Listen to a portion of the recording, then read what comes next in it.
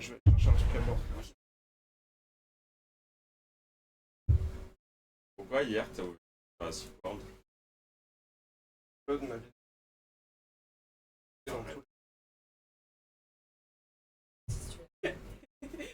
Il est né de travers. Wow. Quelqu'un veut un truc? Attends, mais vous allez plus rien voir si je me fous là. Allez au frigo, vous voulez quelque chose?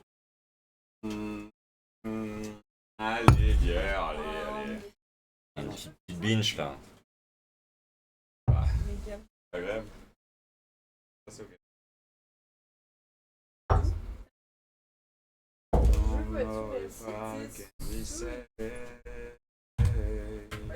Oui. C'est moi On va ça. essayer de raccrocher Max comme. C'est vrai que c'est probablement l'album dont j'en ai le plus rien à foutre. Ouais.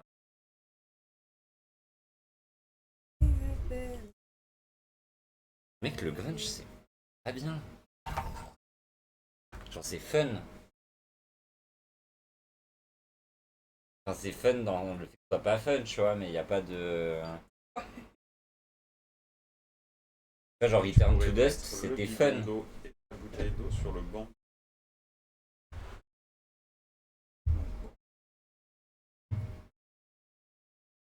C'est parti pour 2h30 du coup, il a dit? Ouais. Oui. Après, il y a le quiz. Quelqu'un veut une blanche ou pas? Prenons le pot. T'as fait tes réserves, Arthur. Arrête. C'est pour toute la presse. C'est un région parce que je fais ça. Merci. Qui ça? Il y en avait une. C'est toi qui m'a. Mais pas pour ça, je pense. Il a juste... Vraiment dit. Pardon. Eh bien, c'est toi. On continue longtemps. Mec, on peut la reprendre demain si tu veux. Ok, salut. Alors, Putain. la dernière fois, j'avais parlé de Death Magnetic et aujourd'hui, on va aussi parler. Ouais, mais du coup, c'est relou. Aujourd'hui, on va aussi parler d'un retour de groupe. J'ai pas fait exprès, mais ça fait 2 fois que c'est un retour, mais pour des raisons qu'on va explorer aujourd'hui, qui sont totalement différentes. On va parler de Black Gives Way to Blue de Alice in Chains. Trigger warning comme on a fait avec tous les autres trucs, tous les autres exposés et tout. On va parler mort, drogue, mort et trafic de drogue. Donc, si vous n'êtes pas à l'aise avec ça, partez pisser. Alors j'avais fait une intro sur... alors vous avez les petites musiques qui passent en ce moment normalement. Si je suis synchro, ça devrait être là. Si ça dépasse un moment, voilà. Au début j'avais fait une intro sur le grunge. Et en fait on sent... Si vous voulez qu'on revienne dessus, on pourra. Mais en vrai c'était un peu long et chiant pour pas grand chose. Tout ce qu'il faut retenir c'est que en gros le grunge, c'est plus qu'un style de musique. C'est une culture qui se développe aux États-Unis à la fin des années 80, début 90. Que moi je compare, j'associe beaucoup au néo-metal, dans le sens où c'est la musique des kids dépressifs de l'époque. Et en gros, le grunge, ils ont leur mode, ils ont leur code, ils ont leur cinéma et ils ont leur zik. Et du coup, leur zik, c'est la pluie, la grisaille, c'est le froid et c'est le côté un peu dépravé du truc. Si vous voulez qu'on revienne dessus plus tard, on pourra. Mais en gros, pour l'instant, je passe parce que sinon ça va durer une fois. Moi j'ai une question. Vas-y. C'est un peu les enfants de la pluie, de la grisaille parce qu'ils sont à Seattle. Oui. Seattle est une ville qui, en tout cas dans les années 90 et tout, 80-90, c'est ville de con, il fait froid et du coup les gens ils se retrouvent dans les clubs et ils jouent de la musique. Market de poissons. Ils jouent de la musique affreuse. Quoi? Il y a un gros fish market à Seattle. Bah écoute, j'en doute pas. Et c'est un des derniers endroits qui a été colonisé par les Blancs. Voilà. C'était la fin de l'Oregon Trail. Ok, très D'où bien. le nom chanteur. C'est peut-être pour ça. Ils ont récupéré vraiment le, tu sais, genre la fin des gars qui voulaient habiter aux États-Unis, quoi. Genre c'est les plus têtus, les mecs. Bah pour moi, je trouve ça hyper intéressant le truc du grunge de Seattle parce que ça me fait vraiment penser au cluster de Zik, genre Nola, Ouais. machin, et genre le black metal norvégien, Ouais. c'est des espèces de... c'est hyper intéressant. Mais ouais, du coup Pour l'instant, go chill. C'est pas des Californiens quoi. Et en Ils gros, ont ce le qu'il faut... soleil en moins quoi. Exactement. En gros, ce qu'il faut retenir pour l'instant, c'est que les grunge, c'est un peu les jeunes des années 90 qui n'ont plus de vision sur l'avenir très claire et tout, qui ont perdu un peu les idéaux des années 80 en mode ma vie sera mieux que celle de mes parents, c'est sûr et certain. Eux, c'est pas trop ça. Et en même temps, ils politisent pas trop leur truc non plus. Donc ils sont un peu dans une espèce de stase bizarre en mode on sait que c'est la merde, mais on n'arrive pas trop à savoir quoi en foutre. Niveau culturel, c'est un peu ça. Je passe très vite. Mais du coup, ils ont leur gueule. Alors voilà, quand tu parles de grunge, tu parles des habits, de mode et tout. Là, vous reconnaissez beaucoup de gens sûrement, genre Kurt. Et du coup, ce que j'aime bien, moi, c'est... Hop là. Moi, ce que j'aime bien, c'est on va s'attacher à... surtout aux 4 groupes, quand on parle de grunge de Seattle de l'époque, on parle de 4 groupes. Et ces 4 groupes sont évidemment tous en chœur. Grunge. Nirvana, Pearl Jam, Soundgarden et le groupe qui va nous intéresser, Alice in Chains.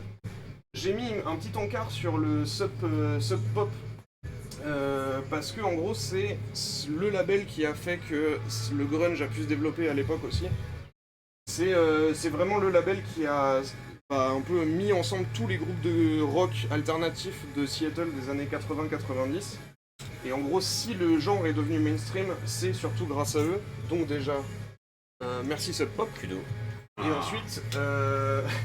ensuite, ils ont produit à peu près tous les albums de l'univers.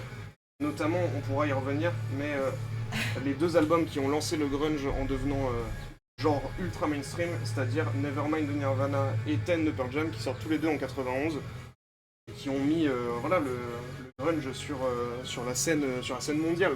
bien Ten sûr. c'est mon préféré. Style. Tout le grunge.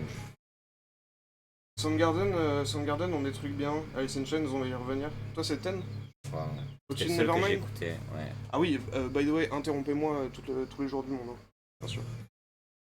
Je fais juste une petite parenthèse parce que le grunge est une scène qui est pas mal féminine, surtout comparée au reste de la scène rock ou de la scène métal d'une manière générale. Et donc au niveau un peu surreprésentation, c'est cool. Donc je citais juste comme ça dans l'histoire du grunge les 2-3 groupes vraiment un peu iconiques. Donc là en haut à gauche vous avez L7 en vert.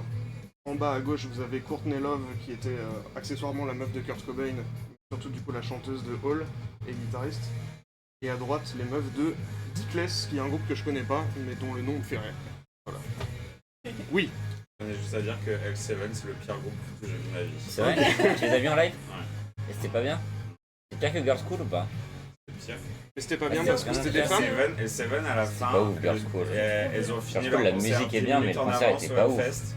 Du coup, la nana, elle a juste posé sa guitare sur l'ampli pour faire des Larsen. Ok. Ça a duré littéralement 10 minutes.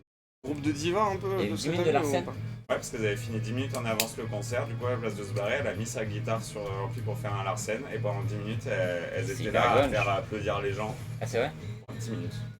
Et accessoirement du coup T'as pas aimé, du coup. mais Smashing Pumpkins qui est pas un groupe de meufs mais qui est le groupe de Billy Corgan moi je classifierais pas trop de fou dans le grunge même si bon voilà il y a des passerelles. Il y a eu une bassiste et une batteuse je pense pendant un peu de temps. Donc pareil Lunatics, Tad, autre groupe de l'époque et tout. Donc grosse présence des meufs dans cette scène. J'avoue que j'ai pas dit de pourquoi au-delà de juste c'est les meufs qui traînaient avec les gens qui faisaient un peu nimp dans les clubs et du coup elles se sont mis j'ai pas trop de raisons sociologiques lol. C'est pas compliqué musicalement.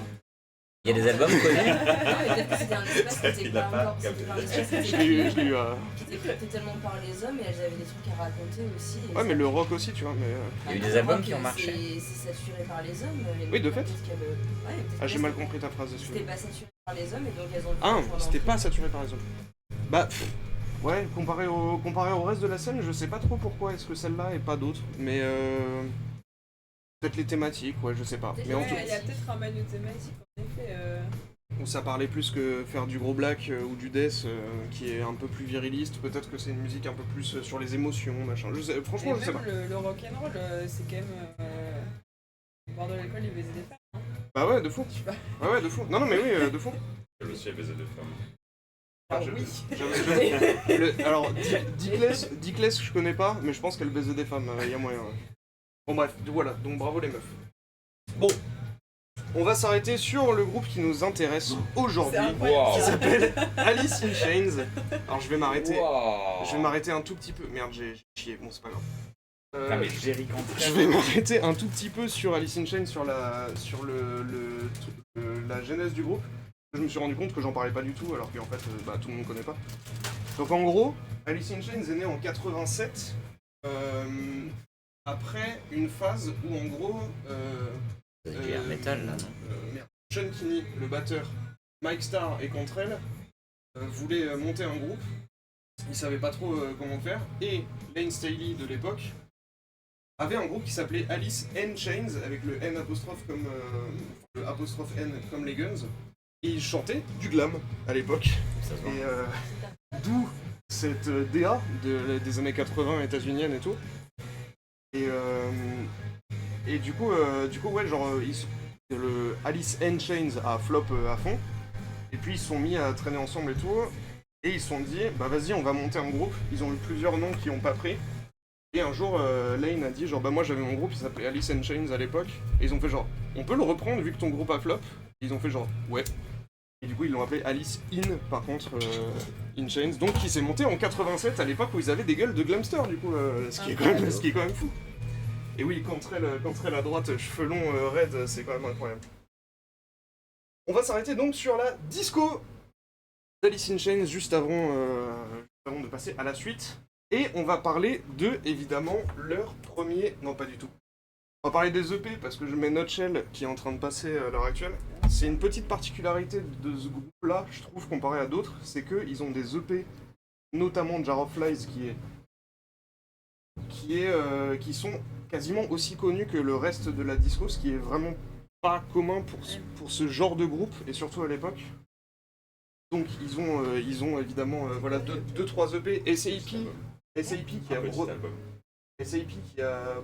Oui, EP c'est un album de courte durée, même si Jar of Flies dure une demi-heure et a 7 chansons dessus. Ah. Ce qui fait que c'est quasiment le 4e album de la première phase de la vie du groupe. Et SAP qui est pas mal aussi, qui a aussi un tube, enfin, c'est Brothers qui est sur SAP, qui joue dans le Unplugged, il me semble. Et donc quelques albums live que je mentionne parce que bah il y a celui-là en fait, d'album live, Ça, c'est 50. qui est devenu 50 un aussi. putain de contournable, et évidemment je mets un truc dessus, mais en gros t'as toute la disco d'Alice in Chains, et ce qui est resté avec le temps, c'est surtout cet album-là sur lequel je vais revenir, et celui-là, le Unplugged. Donc en gros les Unplugged, pour ceux qui savent pas, même si je sais pas s'il y a des gens qui savent pas, mais MTV faisait des concerts acoustiques de groupes de rock et de métal de l'époque. Et c'était un peu pour les groupes de grunge, il y a le Unplugged de Nirvana, qui est devenu turbo légendaire. Ensuite Pearl Jam plus tard. Korn a fait un Unplugged aussi chez MTV, qui est pas trop mal. Et Alice in Chains en a fait un aussi, qui est devenu turbo légendaire parce que c'est un peu l'apogée du groupe, et surtout c'est leur dernière sortie avec le chanteur original, on va revenir dessus. Mais qui du coup est devenu turbo légendaire après. Donc on voit que le score utilisateur aujourd'hui c'est 90 sur 100, donc en gros tout le monde le kiffe. À l'époque, il s'est fait arracher sa mère parce que les critiques étaient en mode genre non mais Alice in Chains en acoustique ça n'a aucun putain de sens. Genre on perd toute la lourdeur, et puis en plus Lane Staley il arrive, il est complètement défoncé, il y a aucune émotion. Genre, bref, ce qui est fou. Genre le temps a rendu un peu son hommage à cet album-là, alors que de fait à l'époque il s'est C'est la fait... pire note de l'écran. C'est littéralement la pire note de l'écran, alors que c'est aujourd'hui l'album le plus sucé d'Alice in Chains. Ah ouais. Le Unplugged, ouais. 1995, c'est bien. Je vois que c'est le deuxième avec la pire note. Ouais, je vais arriver dessus, on va rester un peu longtemps sur la disco, mais je voulais juste mentionner leur Unplugged et leur EP. Mais en gros, donc le groupe se monte en 87, et en 90 ils sortent Facelift, donc leur premier album, qui arrive juste après le premier album de Nirvana, après Temple of the Dog, qui était un super groupe de Pearl Jam et Soundgarden notamment. Et donc 90 ils arrivent au début de la vague grunge, donc les gens sont en mode genre oh, c'est stylé, mais on sait pas si on aime trop parce que c'est hyper dissonant. mais c'est avec cet album-là qu'ils assoient leur son, un son hyper lourd, hyper dissonant, même plus que les autres groupes de l'époque. Parce que c'est la particularité de Alice in Chains, c'est qu'ils dissonnent à fond. Mais à l'époque, il n'y a pas encore toutes les harmonies de voix et tout. Jerry Cantrell, qui est la tête pensante du groupe, celui avec les cheveux lisses qu'on a vu et qui n'a plus les cheveux lisses plus tard. Et un peu plus en retrait, en tout cas il est beaucoup plus sur la guitare, et c'est Lane, le chanteur, qui essaye de se mettre en avant, en tout cas sur le chant. Et c'est sur celle-là notamment où t'as le tube Man in a Box, où il monte de 3 octaves en mode yeah un truc intankable, où les gens ont pété un plomb. Mais ils tombent déjà dans les travers qu'Alice in Chains garderont toute leur disco à mon avis. C'est-à-dire que l'album est un peu long, parce qu'il fait genre 50 minutes, 54 même, un truc comme ça. Et du coup, même si t'as Man in a Box, quelques autres chansons dedans, Love Hate Love, qui aussi était cool, les gens sont en mode genre, ah non, pas mal, mais donne-moi plus. Et ils arrivent en 92 avec, ils ont donné plus. Ils ont sorti Dirt, qui est littéralement une bande-son des années 90 de cette époque-là. L'album studio le plus reconnu du groupe. Pour une fois, le score critique et le score utilisateur est à peu près accordé. Et ouais, Dirt, du coup, c'est là où il y a tous les tubes, donc toutes les chansons que Léa aime pas. Donc c'est là où t'as Wood, Down in a Hole, Rooster. Là, on commence à mettre les potards à fond sur la dissonance. Et c'est à partir de ce moment-là où il commence vraiment à jouer sur les harmonies vocales entre Lane et Jerry. Où ça va donner la patte à Alice in Chains. Quand on pense à Alice in Chains, souvent on pense à Dirt. Parce que c'est à partir de ce moment-là où vraiment ils ont fait tout leur son. Pareil, un album un poil long à mes yeux, mais qui est une espèce de montée et redescente de... c'est un album qui a pour thématique principale la drogue et la mort, mais pas que. Il parle aussi de rupture, de suicide, de choses comme ça. Donc que des thématiques très sympas. Et surtout en fait, là où il cartonne, Dirt, c'est qu'il sort un an après Ten et Nevermind. Donc en gros le grunge a pété, c'est devenu mainstream, c'est à l'époque le genre de rock le plus écouté au monde. Et du coup les gens ils sont en mode bah, donnez-moi plus. Et Alice in Chains arrive, ils sortent Dirt et ils mettent une tarte à tout le monde qui laisse pas indifférent. Avec toute cette deuxième moitié d'album où là c'est vraiment une descente aux enfers catastrophique. Il y a trois chansons d'affilée où t'es en mode laissez-moi respirer, je vous en supplie. Qui est moi et je pense comme beaucoup de gens l'album préféré de tout le monde pour Alice in Chains, en tout cas dans la disco de base. Et à partir de ce moment-là, c'est aussi le moment où le chanteur Lane commence à vraiment galérer avec son addiction à l'héroïne notamment, et son addiction à la drogue en général. Pourquoi t'as mis plein d'albums en favori mais pas Dirt et l'album que tu présentes aujourd'hui? Alors c'est pas moi, c'est le site qui met les albums en favori et Dirt n'avait pas la pochette. Du coup j'ai pris un JPEG de Dirt et je l'ai mis dessus. D'accord. Mais en gros derrière, t'as juste la double croche avec l'étoile. Et j'étais en mode genre je vais pas laisser la double croche avec l'étoile alors que c'est Dirt. Du coup je l'ai remis partout. Mais voilà. Et donc ils sortent Dirt en 92 et ensuite ils se disent bon bah vas-y, qu'est-ce qu'on fait? On tempo un peu. Et ils sortent en 95 après une pause de live leur album éponyme avec le chien à 3 pattes, le Alice in Chains en 95, où tu me demandais pourquoi est-ce qu'il se fait bâcher. Mais parce que en fait il est jusqu'au boutiste à fond, ils en ont plus rien à foutre d'être un peu tubesque, il y a aucun tube dessus, il y a des chansons qui ressortent, mais il y a aucun tube, il y en a aucun qui passe à la radio, ils font pas de promo pour l'album en termes de radio et de trucs comme ça, le seul truc qu'ils font c'est un faux documentaire sur lequel je reviendrai plus tard, ils font pas de live pour l'album, ils sont en mode on a fait ça, démerdez-vous avec, et moi je le compare un peu si vous l'avez en tête à In Utero de Nirvana, où ils sont en mode c'est le 3e album, vas-y on y va à fond, il est un peu inaudible, c'est un grand mot, mais faut être dans un mood pour l'écouter. C'est dissonant as fuck, il y a rien qui va. T'as aucune chanson où tu peux te rattraper un peu. Genre au milieu de Dirt, il y a Rooster qui est vraiment chanson acoustique et tout. Là, c'est pas le cas. Enfin, c'est. Moi, du coup, je l'ai réécouté. J'ai une petite tendresse pour cet album-là, mais il est vraiment très indigeste. Il faut être en mode j'écoute un truc dissonant à fond, quoi. Et donc, c'est pour ça que les critiques à l'époque étaient en mode genre bon. Ouais, peut-être on arrête avec le grunge. Et en plus, ils sortent en 95, qui est déjà la fin de la période grunge pour de vrai. Parce que la période grunge, c'est 90-95. Du coup, c'est un des derniers albums de cette époque-là. Et vu qu'ils ont sorti Dirt avant, qui est vraiment leur masterclass, derrière, ils sortent ça, les gens sont un peu en mode genre... Et de fait, ça se retranscrit même dans les scores utilisateurs au fil du temps, où les gens sont en mode genre, oui, c'était bien, mais c'était pas non plus un truc de fou, quoi. Et du coup, je vais juste passer très rapidement sur le Unplugged qui sort en 96, sur lequel on pourrait faire un épisode entier, mais c'est pas le sujet donc je vais passer rapidement. Mais en gros, ils font pas de promo pour cet album, ils font pas de live, et le Unplugged, c'est le premier live qu'ils font depuis 2 ans, en gros. Lane, le chanteur, est en train de se débattre avec ses problèmes d'addiction, et il arrive sur le set.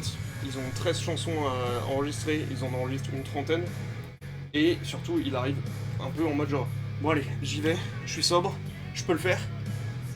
Ok, je peux pas le faire, je vais mettre un petit fixe vite fait, et ensuite j'y vais. Et du coup, il arrive, et ça a donné une des performances les plus historiques de la musique, mais il était en mode genre, je ne peux plus remonter sur scène sobre, c'est pas possible, il y a trop de pression, j'y arrive pas. Donc je vais me shooter un peu et je reviens. Même la luminosité du studio, il la supportait pas, du coup il a dit aux gars, allez acheter des bougies, on met des bougies partout dans le studio Ah ouais. parce que la lumière... C'est même lui qui les a achetées perso. Ouais. Ils ont acheté plein de bougies, qu'ils ont disposées dans tout le studio parce qu'ils supportaient pas la lumière, et il arrive lunettes de soleil dessus parce que même la lumière à la bougie et les 3 spots qu'ils avaient mis en violet étaient déjà trop pour lui. Et il arrive et en gros il est en mode genre bon bah vas-y Elle est pas bien faite. je tente, mais ça a donné une des performances les plus incroyables de l'histoire de la musique. Et c'est pour ça que bah c'est ouais, du coup c'est ce que vous disiez, c'est le plus c'est l'album le préféré des gens. Ouais, c'est ça.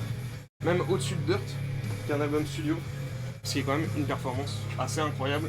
Mais comme je l'ai entendu donc ah pardon, vas-y. Mais non, t'inquiète. Non, je t'en prie, j'allais faire une transition. 2 trucs. Le premier, est-ce que tu penses qu'on peut baisser d'un point de volume Bien sûr. derrière? Même de 2. Ouais, merci. Et deuxième, mais attendez, je suis sûre qu'en vrai, c'était sur Gyroflies. Pour moi, un EP, c'est moins de 7 chansons. Ouais. Et tu viens de dire, ah, mais il y a 7 chansons, 35 minutes. Qu'est-ce qui fait qu'on le qualifie M2? Je pense que c'est le groupe et la prod qui qualifie les EP, j'avoue que je sais pas trop. Mais c'est qu'en gros, il fait 35 minutes, ce qui aujourd'hui est dans les standards d'un album D'un EP, ok. ouais. Sauf qu'à l'époque, Alice in Chains, Facelift, combien c'est, mais c'est genre 52. C'est Dirt, juste Alice in Dirt, Chains, c'est ça 1 va heure. faire un album de temps. Mais même c'était dans les standards de l'époque, tu sors pas un album d'une demi-heure en fait. C'était un peu un truc comme ça. Ok. Et je crois que c'est un peu pour des questions de prix et de trucs comme ça aussi. Ou du Genre. coup dans la prod, enfin dans le pricing et tout, tu sors pas Ouais. un album d'une demi-heure parce que les gens vont se sentir arnaqués. C'est un peu un bail du style. Et du coup quand tu sors un truc en mode t'as 6 chansons ou 6, 7 chansons dessus, ça dure une demi-heure. Mets-le à moitié prix et du coup appelle le EP. Mais Je en pense que ça vrai, dépend des groupes et des labels, hein. Parce que c'est Ouais. comme Il y a l'histoire moyen. avec Black Sabbath qui sont en mode ah, Oui. notre album c'est ça, mais le label nous dit non, pour que ce soit un LP, il vous en manque une, faites-en une. Oui, il faut 8 Et en pistes, 5 il faut minutes, les là, 4 c'est- par face, il faut respecter tant de temps, genre... Ouais, je pense que c'est des trucs de production. Il y a moyen parce que dans les années 90-2000, c'est vrai que t'as pas d'albums qui font vraiment genre moins de 40 minutes, enfin c'est toujours hyper long. Bah ouais, non, ouais, de fou. Mais par contre, enfin, moi en tout cas je le considère comme ça, c'est le 4ème album de l'époque de Lane, Ouais. clair et net. Hein. Genre, il est plus acoustique et il est moins rock quand même, Gyroflies. C'est peut-être un peu plus aussi un truc, un side project d'Alice in Chains, et c'est peut-être pour ça qu'il le considère comme EP. Parce que de souvenir, je l'ai pas réécouté depuis longtemps. Mais de souvenir, c'est vraiment un peu plus acoustique, tranquille, ambiance et tout. J'avoue, je me rappelle pas trop, mais c'est pas Dirt quoi. Et d'ailleurs, il sort en 94, c'est ça? Ouais. Il sort en 94 et il n'y a aucune chanson de l'EP qui se retrouve sur l'album de 95. Donc c'est vraiment plus un side project en mode. C'est pas notre album, chill. On sort ça. Je crois que c'est un peu dans la vibe quoi. Peut-être je dis la merde. Ouais, ça me va comme réponse. Hop là, bravo à toi. Et alors, du coup. Ah oui, c'est vrai, pardon.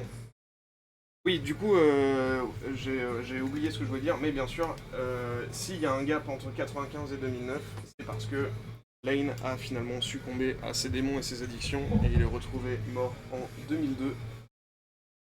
Alice in Chains fait plus trop rien entre 95 et 2002. Ils ont enregistré 2-3 chansons pour des compiles, ils font 1 ou 2 apparitions, ils font une tournée en première partie de Kiss, bien sûr. Où ils font quelques concerts en 98, mais en gros le groupe n'arrive plus à jouer ensemble. Jerry Cantrell commence déjà à faire son projet solo. Et en gros, bah voilà, Lane n'arrive plus à rien. Et de fait en 2002, il est retrouvé mort. Le 5 avril, le même jour que le suicide de Kurt Cobain. Voilà. Et pourquoi pas.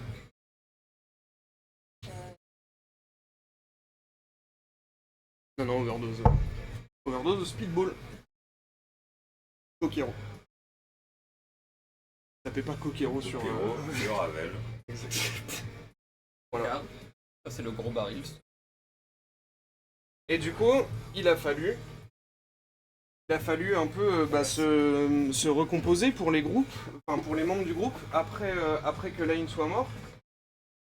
Je vous ai parlé de Mike Starr. Mike Starr s'est barré du groupe après l'enregistrement de Dirt et il a été remplacé par Mike Inez. Mike Inez qui a joué avec Black Label Society du coup pendant 2001-2004. Puisqu'il avait déjà joué avec Zakk Wylde quand il était chez Ozzy, début 90. Il n'a pas enregistré les parties basses de No More Tears, par contre il a fait toute la tournée et il est dans le clip de No More Tears. Donc c'est pas lui qui a enregistré les parties basses, mais c'est lui qui est sur la vidéo. Et du coup c'était l'époque Ozzy Zakk. Et donc quand Lane est mort, et même un peu avant, ce qui commence en 2001, Zakk Wylde lui a dit genre mec tu veux pas venir jouer de la basse chez moi? Il a fait ok. Du coup, Trujillo, il a juste fait les parties studio. Il tournait pas avec Ozzy. Bah Trujillo, en tout cas il est pas sur la même époque. C'est lui, non sur, Pas sur No More sur Tears, No More je Tears, ouais, mais en studio. Bah, je crois pas. Ah ouais? Pour moi, No More Pour moi, Tears, c'est Trujillo et Zakk, mais. Je crois pas parce que du coup j'avais vérifié et Trujillo il est pas sur l'enregistrement. Le mec, continue, bien sûr. Ouais, non mais tranquille, hein, mais je regarde vite fait. Late 90s, pas early 90s. Il est après, c'est le gars qui remplace Mike. D'accord. Sean Kinney, donc le batteur qui était membre original du groupe, il part faire un super groupe avec des gars de Queensryche, mais en gros il fait plus ou moins pas grand chose. Mais il enregistre la batterie sur Tuesday Gone de Metallica. Sur leur album Garage Inc., ce qui est une anecdote qui me fait rire. Petite précision que j'ai oubliée sur Mike, c'est lui qui joue sur le Back to the Beginning, et il est à gauche sur la photo, c'est le batteur. Donc là, il y a Zakk, il y a Ozzy, il y a le batteur fou, il y a le bassiste, et lui c'est Mike de Alice in Chains. Sean Kinney, du coup, qui est enregistré sur Garage Inc. de Metallica, j'ai retrouvé cette photo qui me fait rire, où du coup Sean il est là. Je crois que là c'est Pepper Keenan, c'est ça? T'as James de Metallica, Lars, Kirk, Jerry Cantrell et les gars de Primus, t'as Jason Newsted. Il y a une photo qui me fait rire, parce que du coup ça montre le côté un peu consanguin de la scène de l'époque où ils sont en mode genre vas-y on fait une soirée, on fait une photo, et t'as juste 3 des groupes du monde, parce que derrière t'as les gars de Primus, ouais, un groupe qui me fait des trips aussi. Bref, mais en gros il fait son petit truc à côté. Et alors Jerry Cantrell, qui avait initié son projet solo déjà en 98 alors qu'Alice in Chains battait déjà de l'aile.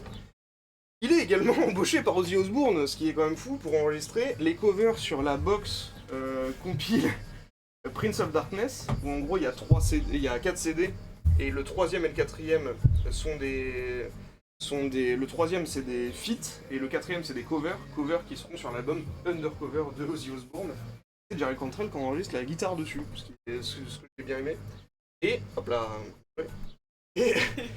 Et j'ai juste mis la setlist parce que, alors bon ça c'est les reprises et j'ai juste bien aimé la Changes avec Kelly Osbourne, où ils reprennent le Black Sabbath. Et j'aime bien le truc des duos avec Ozzy Osbourne et d'autres gens, parce qu'il y a des trucs complètement fous. Je l'ai pas écouté, mais il y a un truc avec le Wu-Tang Clan, ouais c'est ça, Tommy Iommi et le Wu-Tang Clan qui répondent For Heaven's Sake. T'as NYB avec Primus, enfin, genre Typo, qui reprennent Pictures. C'est très étrange comme compile et je l'ai pas écouté, mais ça m'a donné un peu envie de m'y intéresser. Voilà, ça c'est juste pour l'anecdote. Et en gros, de 2002, la mort de Lane, à 2005, du coup, il se passe pas grand chose, jusqu'au tsunami qui ravage l'Asie du Sud-Est en 2004, en décembre 2004. Qui a touché profondément surtout le batteur Sean Kinney, s'est dit genre bah les gars, faut qu'on fasse un truc, on va faire un événement caritatif, un truc comme ça.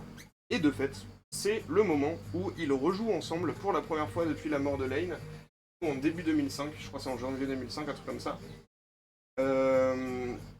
Où ils remontent tous ensemble et en remplacement de Lane, ils avaient pris Wes Conklin du Puddle of Mudd, un autre groupe de grunge de la scène de Seattle. Un groupe que j'aime bien, même si le chanteur, c'est le mec, si vous avez la ref, c'est celui qui chante très mal Nirvana en acoustique il y a quelques années.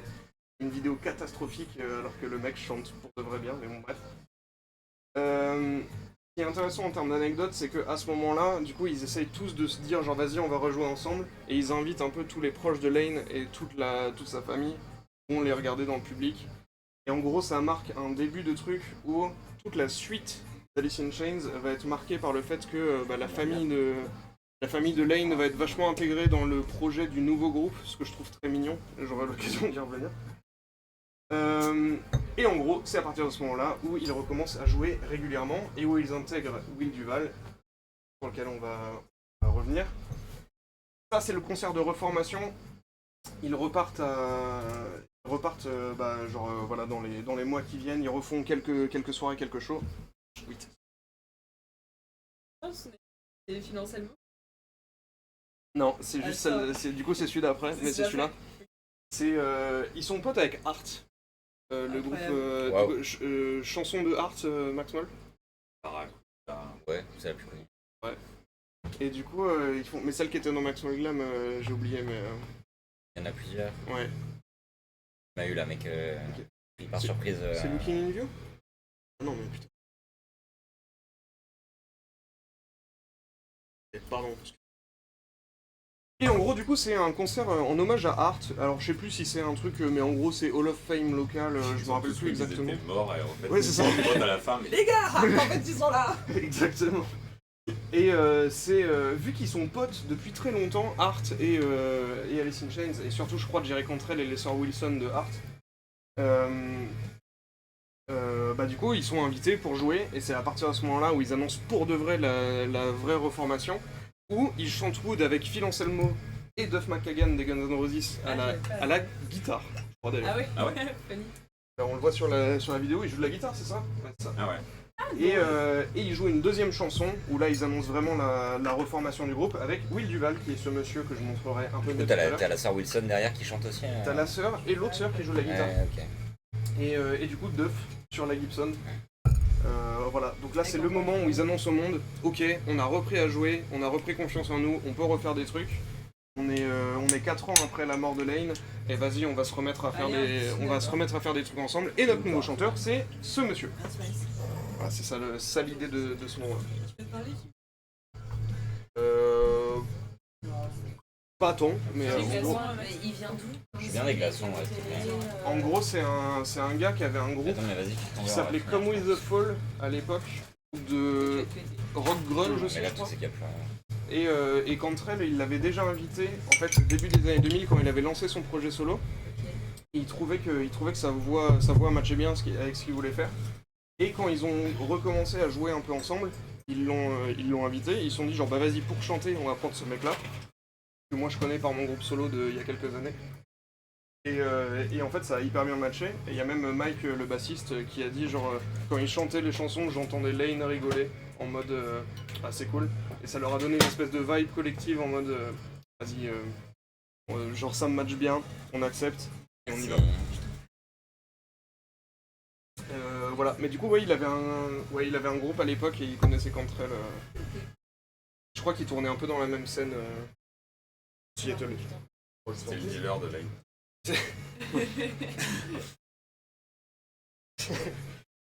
Alors, nous allons donc passer à la raison de pourquoi est-ce que voilà, on est là.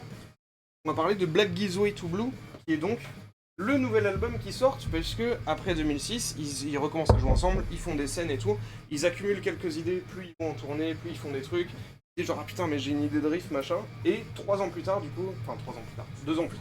ils se disent bah attends mais là on a assez d'idées pour faire un album, et venez on commit pour de vrai, on a recommencé à jouer, on a un peu fait le deuil du Alice in Chains du passé, let's go, on y va.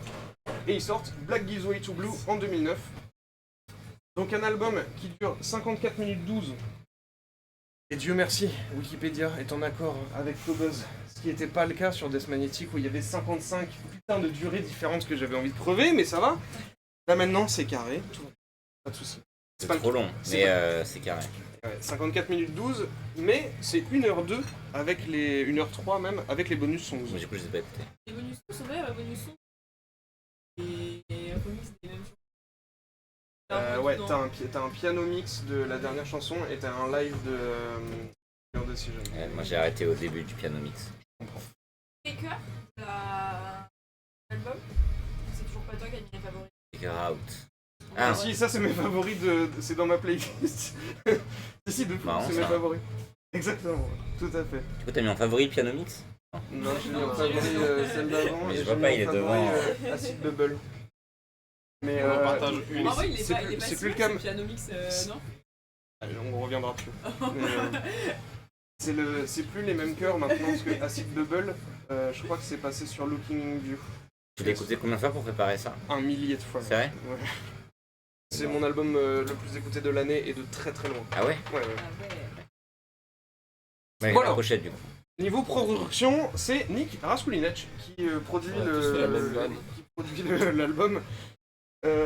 Donc ce bon Nick, putain, la photo lui rend pas hommage sur la grande télé, mais c'est pas grave. Un cheeseburger. Là. Du coup, bah voilà, qui du coup a produit cet album-là, puisqu'il avait été recommandé par Dave Grohl, puisqu'il avait été repéré par Dave Grohl, puisqu'il avait enregistré une chanson des Foo Fighters qui est sur la BO du film Godzilla de 2002 avec Matthew Broderick et Jean Reno, bien sûr, je vous recommande ce film. Mais en gros, Dave Grohl l'avait eu à ce moment-là, donc vraie anecdote évidemment. Hein. Mais Mais C'est- mec, il est connu pour ça, le producteur. Dave Grohl l'avait récupéré à ce moment-là et il l'a recruté dans son studio, le studio 606. Et en gros, bah, du coup, Alice in Chains, quand ils essayent de remonter l'album, Dave Grohl leur dit venez enregistrer chez moi, vous êtes mes potes. C'est un Dave Grohl mexicain en plus, c'est C'est pour un ça peu- en fait. Ouais, mais C'est marrant. la photo lui rend C'est pas ça qui hommage est- parce que de c'est fait, Dave Grohl, c'est pas j'avais trop dit ça. un. C'est plus un. C'est plus un Jack Black un peu. Je sais pas comment dire. Ah, un mélange de deux. Mais ouais, il y a un truc quoi. Et ouais, et du coup, Dave Grohl leur a dit genre, vous enregistrez votre album, venez chez moi, j'ai mon studio, et c'est lui l'ingé. Il va les accueillir pendant un an, et sur la fin de l'enregistrement de l'album, il déménage au Henson Recordings à Los Angeles, bien sûr. Moment où il rameute la daronne de Lane Staley pour dire genre, ça va, tu valides l'enregistrement? Et elle a fait genre, yep, c'est cool. Et du coup, ils ont eu un peu l'accompagnement de la mère de Lane, même du coup 7 ans après sa mort à ce moment-là, que je trouve toujours mignon, c'est ce qui est insupportable. Nick, du coup, ce producteur slash ingé son avait un seul objectif, il l'a dit dans un podcast avec Rick Beato, c'était de faire sonner Alice in Chains comme Alice in Chains, c'était son seul objectif. Mais un Rick Rubin, finalement, du Mexique. Ouais, mais lui c'est un techos. Ouais. Rick Rubin c'est un patron et lui c'est un Oui. techos. Tu vois. Et ouais, lui c'était son seul objectif, c'était en mode pondez vos chansons et je vais les faire sonner comme vous. Et de fait, visiblement, le groupe a bien aimé son taf puisque c'est lui qui les suit sur tout le reste de la discographie après. Le producteur, enfin, pourquoi ils n'ont pas gardé leur producteur Ah ça je sais pas. J'avoue je sais pas du tout. Il est parti. Bah non mais ouais, ils étaient dans d'autres bails j'imagine. Le producteur des années 90, c'est tapé du grunge pendant 10 ans, peut-être qu'aussi il en avait plein le cul. Hein, genre, Si, si, Ouais parce que c'est vrai que je l'ai pas le mec dit, après il était avec Britney Spears et tout, et c'était fini, tu vois, genre. C'est vrai que je l'ai pas dit, mais cet album-là va sortir 14 ans après le dernier. Ouais, Donc ouais. en fait, les têtes ont tourné et tout. Oui, mais c'est vrai que je sais plus. Ouais, j'ai dû le voir, mais j'ai oublié pourquoi est-ce qu'ils se sont barrés et tout. Là, je crois que c'est juste parce que Dave Grohl avait monté son studio entre temps parce que Nirvana Oui. était mort aussi, et du coup ils se sont dit genre bah vas-y go. Mais c'est vrai, j'ai pas. Oui, il n'y a peut-être pas non plus plus la d'histoire de pourquoi. Bon alors, avis général, du coup ils produisent l'album. Cet album-là qui sort en 2009 du coup. Top 6. Non, top 5 au Billboard ricain. Dirt avait fait top 6 et du coup leur troisième album sur le succès de Dirt avait fait top 1. Ça veut dire qu'ils sont à peu près dans les. Voilà, dans leur métrique normale. Mais Voilà, succès artistique, c'est ce que je dis sur cette capture d'écran, 68 sur 100, 72 sur 100 de la part des Il y utilisateurs. a rien.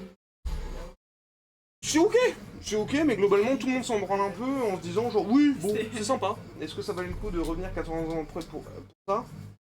Après, Peut-être les pas, 2 on étoiles sait et pas demie trop. chez les Rolling Stones. Ah voilà, Être top 5, c'est quand même.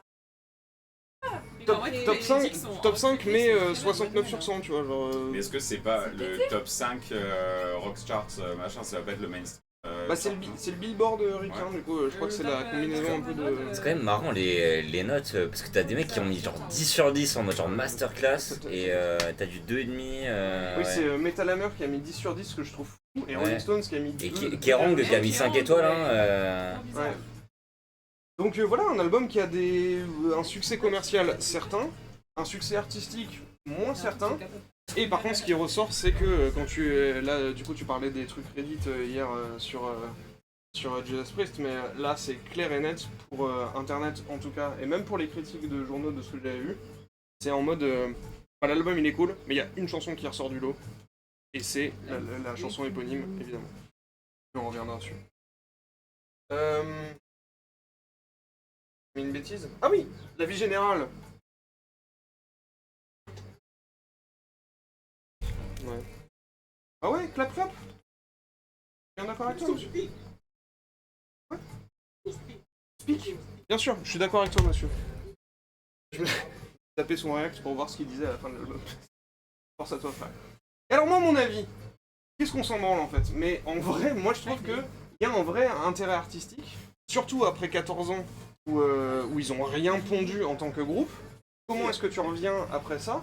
Un peu dur. Moi je trouve que c'est une réussite, mais du coup on pourra en discuter après.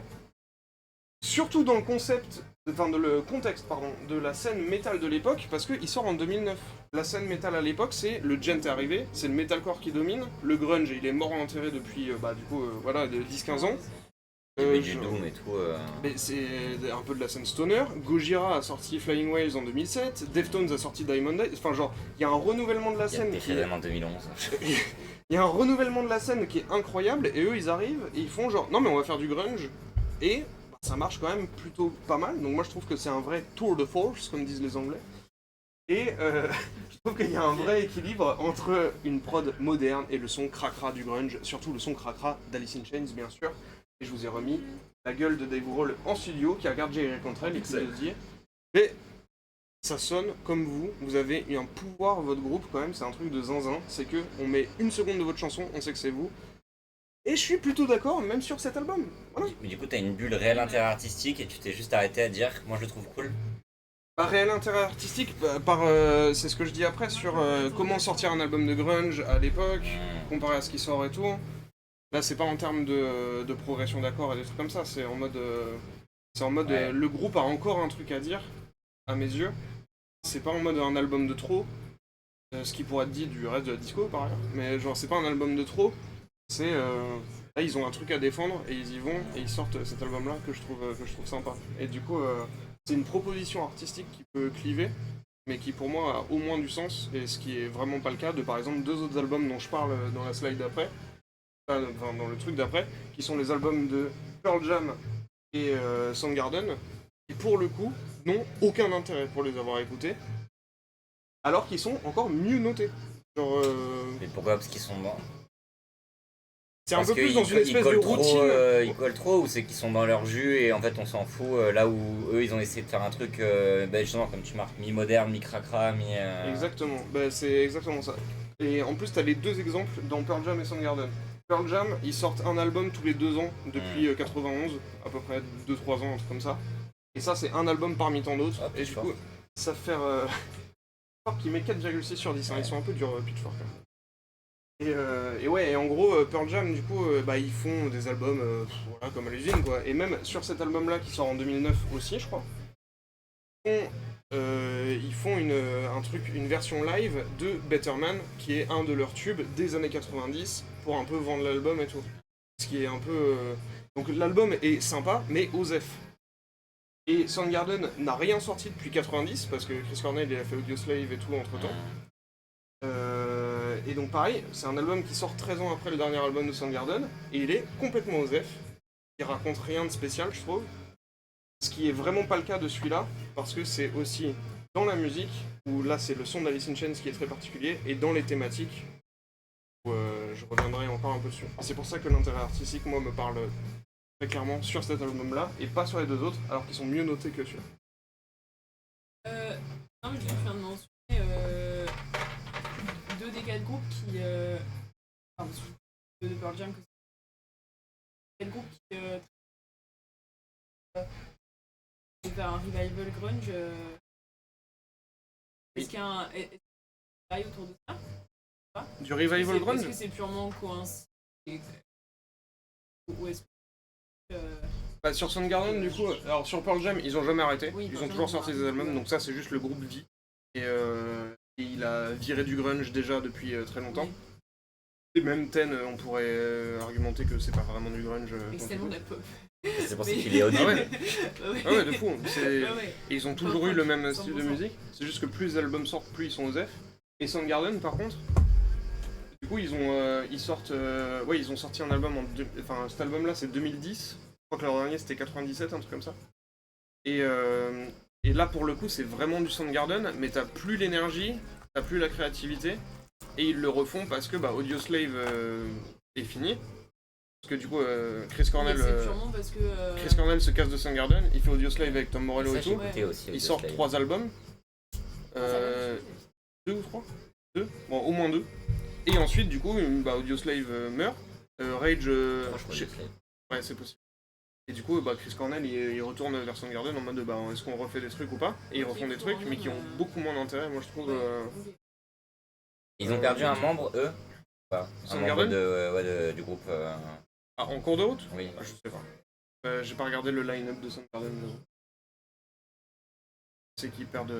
Du coup, en vrai, c'est pareil, dans c'est Soundgarden, c'est Chris en vrai, Cornell. dans ce que tu racontes, tu vois, genre, les gars perdent leur chanteur, du coup, le groupe, genre, s'arrête, y a un down, ça revient 15 ans après, en mode, attends, on a un truc, on a un intérêt à faire de la musique, on ramène maman, genre, y a peut-être plus d'envie de faire de la musique que, genre, Pearl Jam qu'on a fait en boucle tout le long, et eux qui étaient là en mode, genre, bon les gars, on a fini nos side projects, venez, on remonte le groupe parce que c'est cool, tu vois, genre. Il y a peut-être envie de faire plus de musique, justement. Pearl Jam, c'est sûr que c'est juste la vie d'un groupe normal qui sort des albums comme ils en sortent, même s'ils perdent en intérêt, à mon avis, au fur et à mesure.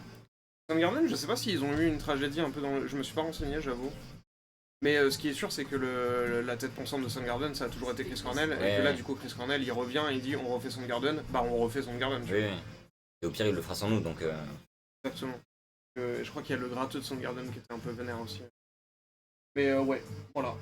Bon, bref. Mais bref, ouais. Voilà, la tier list de créatures. Parce que c'est le moment qu'on attend tous, bien sûr. Incroyable. Les chansons passent depuis tout à l'heure.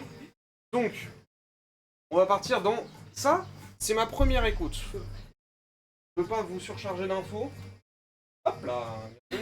Et ça, c'est ma 1000e écoute. Donc, 2 tier list pour vous aujourd'hui, pas une seule, 2 bien sûr. On va partir sur la première écoute déjà de base. Moi je trouve qu'il y a 2 chansons c'est ciao, 2 chansons on ronfle, 2 chansons c'est sympa, 4 chansons que sur ma première écoute j'ai trouvé top, et Black is the Way to Blue que j'ai immédiatement adoré. Il est resté. Et tu mec Private Hell qui est remonté 4 heures. Et voilà, et du coup, c'est là où il se passe des choses. Qu'est-ce qui s'est passé entre cette première version et cette deuxième? Et bah on voit que par exemple Take Her Out, que j'étais en mode on ronfle, plus je l'écoute, plus j'en ai rien à foutre. Check My Brain et Lesson Learned. Check My Brain, elle reste où elle est. Lesson Learned, je la trouve sympa. Un peu de la merde en vrai, on ronfle aussi. Et puis il y en a une de top qui est descendue, c'est Acid Bubble, bien sûr. Vous avez écouté l'album, vous l'avez en tête évidemment. Acid Bubble, je trouve qu'on se fait chier. C'est une chanson un peu prog, un peu sympa, mais celle que je mets là maintenant. Mais en gros, je trouve avec le temps qu'il y a 3 chansons top et une chanson all time. 3 chansons top, c'est Your Decision, chanson acoustique, Looking in View, chanson acoustique. Looking in View, chanson metal vénère, When the Sun Rose Again, chanson acoustique. Et Black is the Way to Blue, chanson piano. Et on va s'arrêter là maintenant sur quelques chansons, bien sûr. Par exemple, Check My Brain. Alors Check My Brain que j'ai foutu en ronfle les 2 fois, elle m'intéresse parce que c'est le single de l'album. Genre le groupe a vendu l'album avec celle-là. Juste parce que le riff du début il fait... Et c'est tout. Alors que la chanson est osef as fuck. Et tout le monde est en mode genre, ah ouais, c'est la meilleure de l'album. Reddit suce cette chanson. Je ne comprends pas pourquoi. Genre, on se fait turbo chier. Je la mettrai après. Et voilà, je la déteste. Si vous avez un avis. Bah non, je la déteste pas, je l'ai mis en rond. Bon voilà. Looking in View, on l'a déjà écouté tout à l'heure, c'est l'acoustique l'acoustique stylée là. Ah non, Looking in View c'est le vénère métal. Putain, je suis pardon, excusez-moi. Voilà, c'est ça. La chanson un peu stylée, et surtout Revival Grunge, parce que là on est en 2009, et le nouveau chanteur va pour faire des harmonies à la fin, vraiment Chris Cornell tiers, où il fait... je peux peut-être même la mettre, parce qu'on s'en fout. Pas pressé, tout va bien. Ça c'est du Soundgarden à fond, et pour moi c'est un Revival Grunge à l'infini. Où ça... Voilà, c'est Alice in Chains qui dit genre... Vous vous rappelez qu'on faisait du grunge à l'époque? Ouais.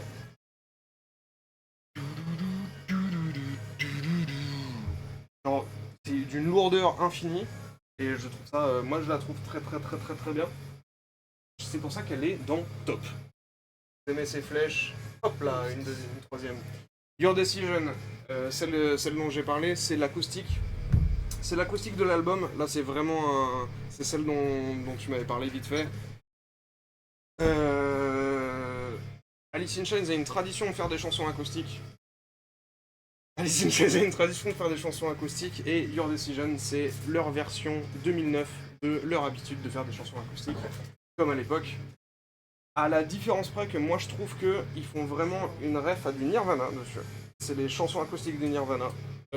Notamment sur la progression d'accords, je vais pas casser les couilles 128 ans là-dessus, mais en gros il y a une progression d'accords qui est vraiment du Nirvana acoustique sur cette chanson, et je pense que c'est un peu une... Ouais, c'est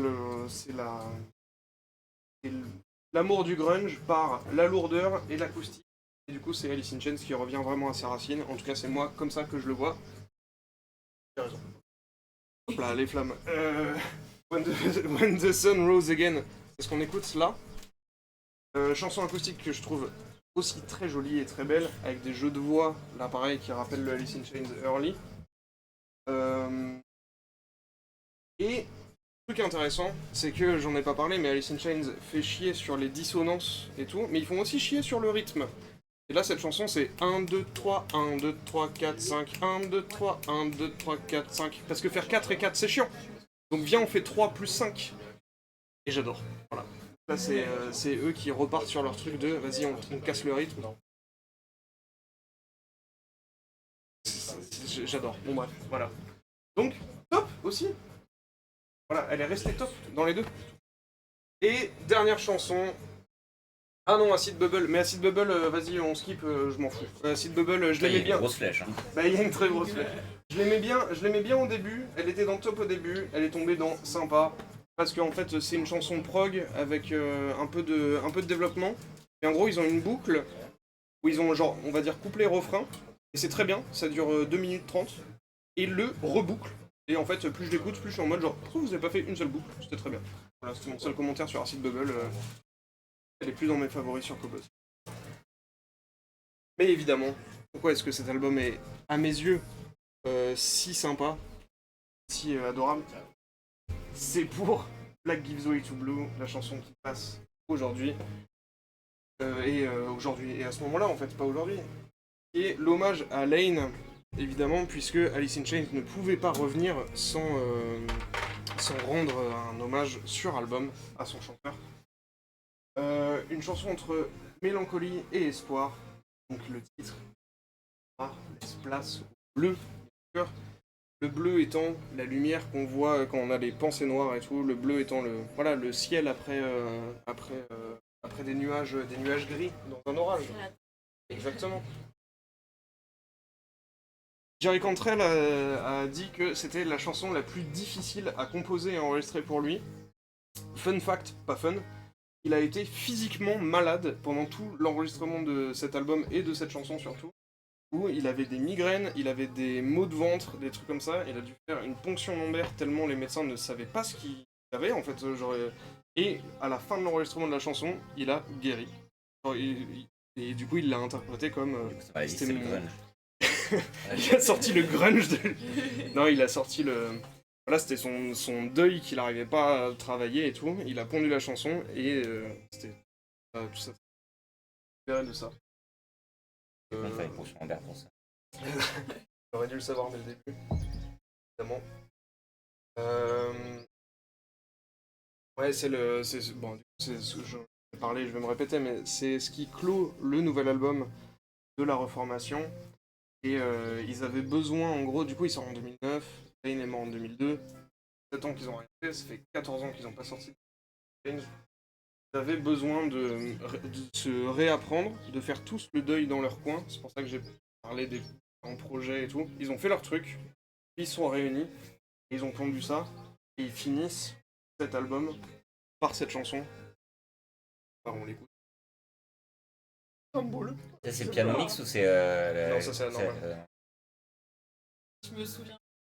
Et du coup, j'ai ouvert le wiki malgré moi. Genre à la fin, une anecdote, un Nepo Baby, mais genre, quel gosse de star. Elle arrive. Elle arrive. Oui, mais parce que c'est pas n'importe c'est pas n'importe lequel. Mais c'est pour ça, ça m'avait choqué. Enfin, ça m'a marqué sur le.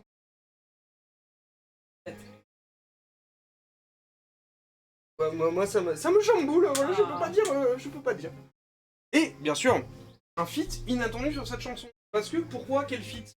Et bah parce que Elton putain de John, bien sûr. Et pourquoi Elton John sur cette chanson?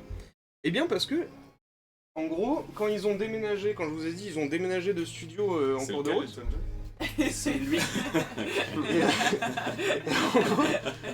En gros, du coup, quand ils ont déménagé de studio, ils étaient à Los Angeles et il y a un des potes de Jerry Cantrell qui a fait genre, mais mec, tu peux mettre du piano sur cette chanson là?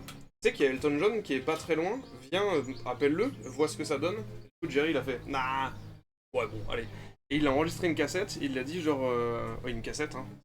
C'est 2009.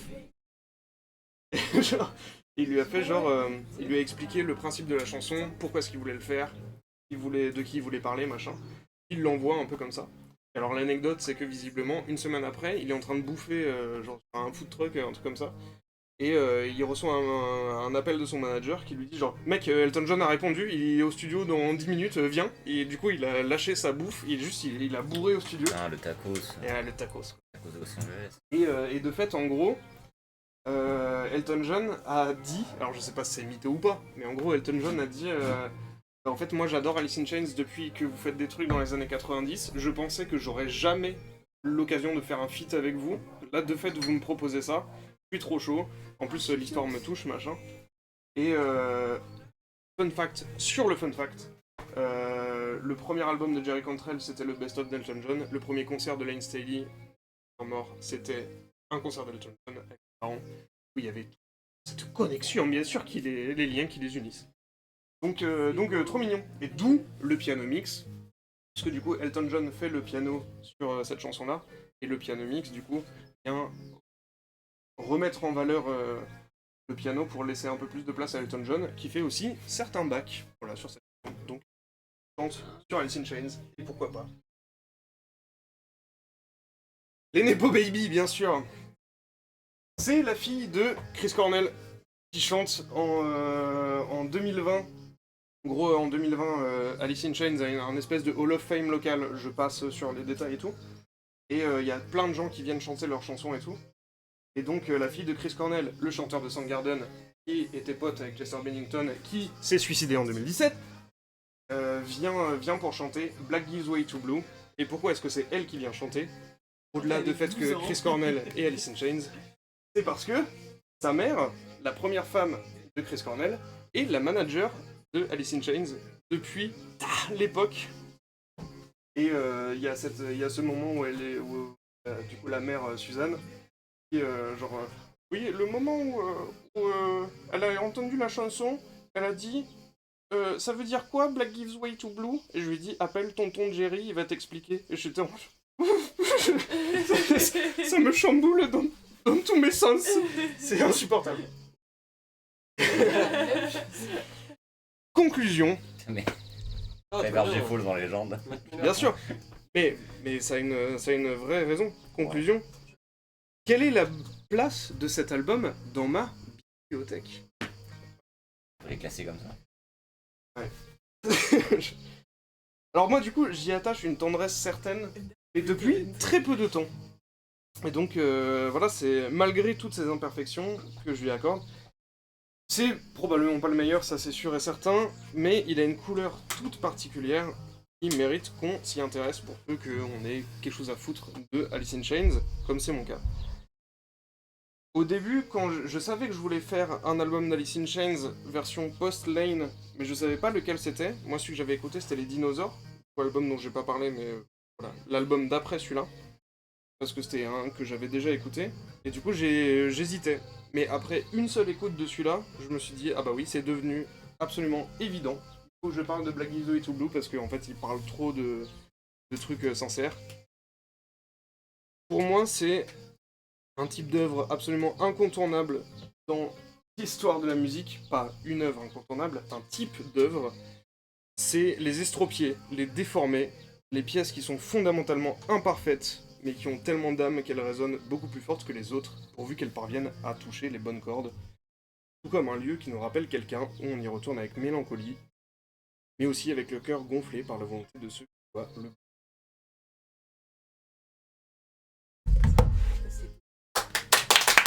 Ah ouais.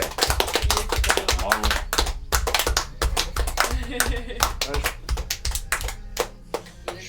Waouh, Fini Goofy.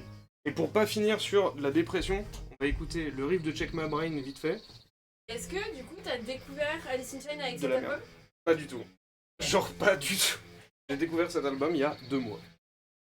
Ah ouais?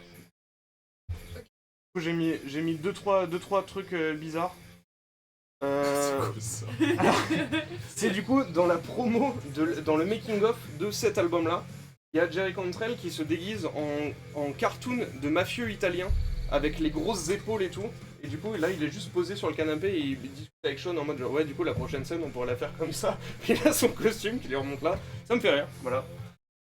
Et puis, du coup, c'est ce que je vous ai dit tout à l'heure sur le faux documentaire, où c'est, du coup, Nona, j'ai oublié son nom, qui est donc incarné par Jerry Cantrell. Est-ce que vous l'avez reconnu?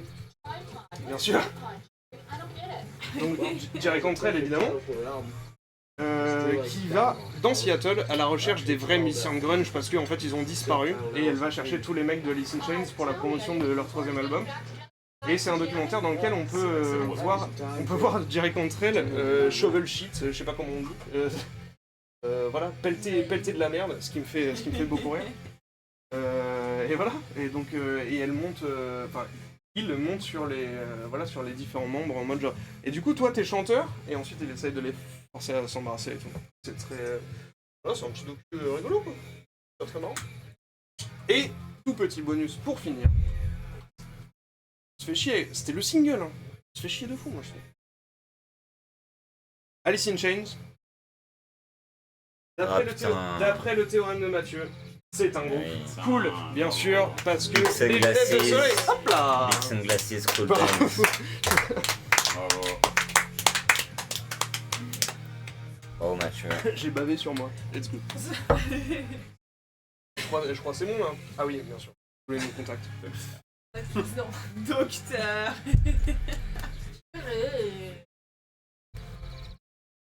Eh, c'était pas mal, tu m'as fait presque aimer Alice in Chains, mais Bah, moi j'ai une tendresse pour ce groupe depuis que j'ai trouvé le truc. Levez pas la main, je vous en conjure. rien à temps. Moi j'aime bien Check My Brain. T'aimes bien celle-là du coup? Ouais.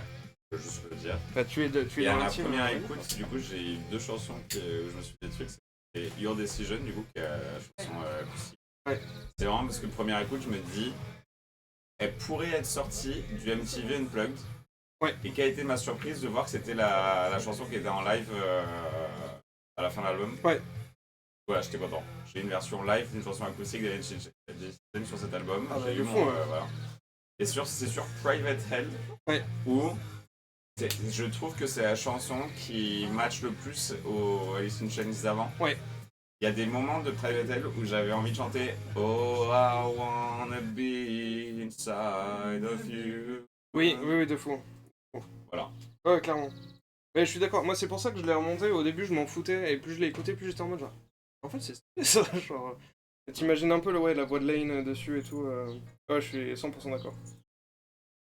Du coup, par contre, j'ai fait que parler de moi, ce que j'en pensais, mais vous en avez pensé quoi, vous, de l'album? Parce que moi je l'ai turbo-sucé, parce que voilà, mais... Moi, j'ai trouvé ça giga osef. Ouais. Genre, quand je l'ai lancé, en fait, du coup, j'avais les 5 à écouter là pour le week-end. Et je me suis dit, je vais commencer un peu par les trucs qui. Ça va être le plus dur à écouter. Du coup, j'ai commencé par Hybrid Theory. Ouais. Et après, j'ai lancé Alice in Chains. Et Alice in Chains, mais quand je l'ai lancé, j'ai travaillé pendant 1 heure. Et l'album était fini, tu vois. Ouais. Genre, j'étais là, genre, ça a été un bruit de fond pendant 1 heure. Mais j'ai pas passé un mauvais moment non plus. Genre, j'étais là, genre, c'est ok. Mais je capte, j'ai eu un peu le même truc sur la première écoute. Je capte à fond. Je n'ai plus qu'au buzz, je sais pas. J'arrive pas à mettre Your Decision. Mais ouais, je suis d'accord. Moi, c'est le seul album que j'ai écouté 2 fois. Ah. Et en gros, je l'ai écouté 2 fois parce que la première fois, je l'ai écouté genre sur la marche pour rentrer chez moi, je l'ai lancé. Et au final, je l'ai gardé pendant que tu sais, je bouffais et tout, machin, tranquille. Et après, j'étais là en mode putain, mais j'ai l'impression qu'il y a plein de trucs que j'ai écouté sans écouter et que je suis passé à côté ou je sais pas et tout. Donc, dans le doute, j'ai relancé. Ouais. Genre 3-4 jours après. Et en fait, j'ai eu un peu le même résultat. Genre, il y a des chansons. Ouais, où ça m'a plutôt pris. C'était forcément la chanson éponyme et celle que tu avais mis en 3ème dans la liste, j'avais perdu le nom. Et par contre, il y en a où je passe totalement à côté et ça se comprend, mais. Ouais, je capte, hein. Moi, c'est vraiment le... Celle-là, hein. J'ai écouté la première fois, j'ai fait genre... Il se passe un truc vraiment dans mon ventre, quoi. Bon, j'arrive plus à... J'ai plus internet, j'arrive plus à mettre...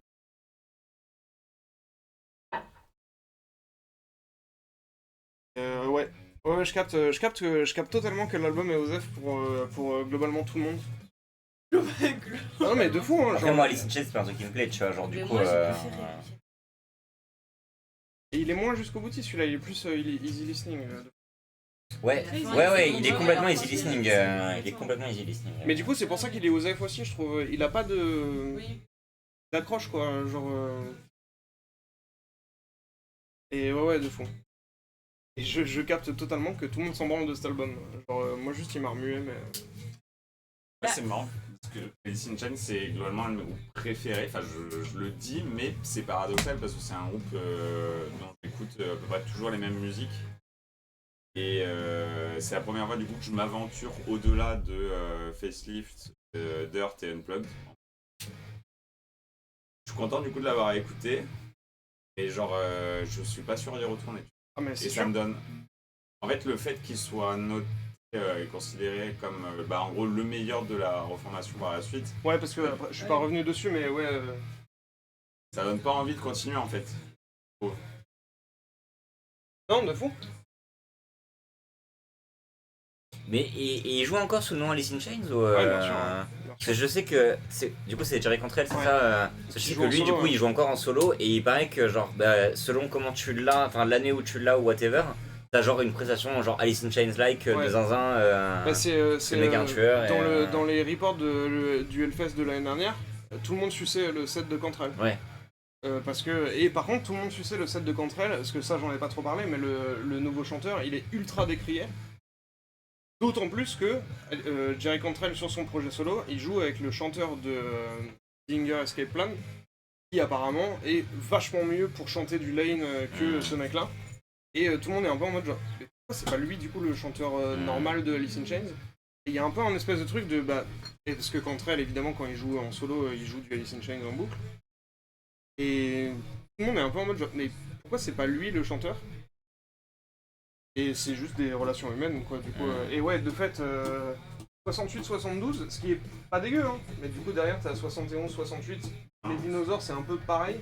Et 72 et 62 pour les utilisateurs, où c'est vraiment niveau utilisateur, tu vois, c'est en mode Ouais. on en a plus rien à foutre. Oui, c'est bon, on a compris quoi. Et du coup, par curiosité, j'avais jamais écouté le dernier, et je l'ai écouté, et de fait, là pour le coup, je trouve qu'il est complètement osef et il a rien à. Il y a des trucs bien, hein, mais il y a rien à dire de spécial. Il y a rien de nouveau globalement. Non. Mais même dans Black Beast de Toulouse, il y a rien de nouveau. En fait, je suis d'accord avec toi qu'il y a des moments touchants dans la genre, le revival a du sens, j'entends qu'il y a qu'il y a une hype quelque parce que ces moments-là, mais c'est vrai que le revival, enfin les années 2000, bon merde, on sait. Ouais. Mais en vrai non, pas découvert. Moi, c'est le premier Alice in Chains que j'écoute en entier du coup. Pareil. Max. Vous êtes des tarés. T'as pas fait Dirt en enfant? Ah non. Ok, je suis pas. Mais C'est Max, mais Et le même Unplugged. le Unplugged, tu t'es Et Moi le j'avais fait Ça Dirt en entier. mais Et moi, j'aime pas le grunge, les gars. Genre, moi, je trouve que c'est un mauvais genre musical.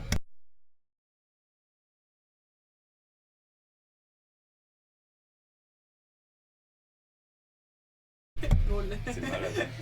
Les mecs, ce C'est Unplugged, dangereux. il est Mais moi, incroyable à tous les j'aime pas niveaux, en du fait. tout. Mais même si t'aimes pas le grunge en tant que style, je trouve que Unplugged, il t'offre de l'harmonie, il t'offre de la mélodie, il t'offre du rythme. il t'offre Je tout trouve ce que le tout ce Unplugged, même Alice si in c'est Chains pas a ton de- style, tu vois là, c'est de l'art. Mais Et par contre, c'est les ça m'a jeux de donné voix. curieux, rien que visuellement, d'aller checker le Unplugged, tu vois. C'est Bah, légendaire. Le Unplugged, j'en ai pas parlé parce que t'avais dit que peut-être t'en ferais un aussi de club de lecture sur le Unplugged spécifiquement. Parce que là, de fait, t'as un million d'histoires à Ouais, raconter c'est ça, juste oui. sur ce concert-là parce qu'il est fou quoi. Genre, et en plus, là, t'as Lane et Jerry qui sont, alors pas à leur prime, mais qui sont vraiment. C'est une dinguerie quoi. Genre, c'est. Non, bien sûr. C'est que des harmonies mineures toutes bizarres où ça ressemble à rien, c'est incroyable le Unplugged. Ouais, Le moi, ça me batteur est touche, super ça me drôle. La touche dernière fois qu'on l'a absolument regardé, le pas. batteur il m'a fait bugger. Alors, je suis complètement pété. Et dans cette- Par contre, du coup, ça arrive absolument pas. C'est Alice pas in du Chains tout de la musique de Reefer. Bah, Parce que tu vois, je me disais même, T'as tu sais, des avec riffs un comme qu'on ça, avait en vu mode, et tout, ça arrive pas beaucoup en fait. Genre, c'est quand même très. En fait, on te met plus des nappes dans la tête que vraiment du riff. C'est peut-être ça qui me fait chier, tu vois. Mais sur aussi, le Unplugged, je trouve que c'est différent parce que t'entends vraiment. Moi, je vraiment trouve- des riffs, Ça des arrive. mélodies et tout. c'est pas du riff. T'entends la basse qui écrase tout, genre. Ouais, mais Alors là, moi ça là, mais c'est du riff à la grunge quoi. Ouais, ça, donc les- ça arrive pas. Et oui. Bon, c'est déjà. Franchement, faire une option ça. Les mecs, le Unplugged, je l'écoute. Bravo. Bravo. Félicitations. Merci. Merci. Et mets-nous un rooster de